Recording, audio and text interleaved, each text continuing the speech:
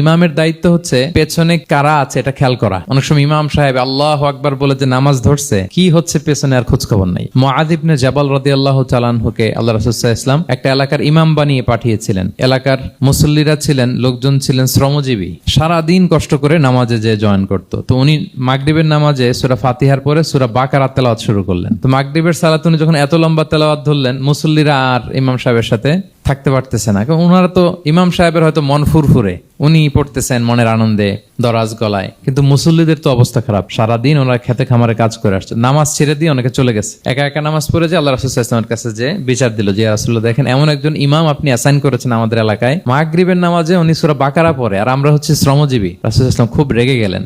মুআয ইবনে জাবালকে ডেকে বললেন, তুমি কি সমাজে ফিতনা ছড়াচ্ছ? তুমি জানো না এরা কারা? তোমার কি সূরা ওয়াদ-দুহা ওয়াল-লাইলি ইযা সাজা মুখস্থ নাই? তোমার কি ওয়াশ-শামসি ওয়া-দুহাহা এটা মুখস্থ নাই? তোমার কি সাব্বিহিসমা রাব্বিকাল আ'লা এই সূরাগুলো তোমার জানা নাই? উনি বললেন জানা আছে। তো এগুলো রেখে দিয়ে মাগরিবের নামাজে কেন সূরা বাকারা ধরলা?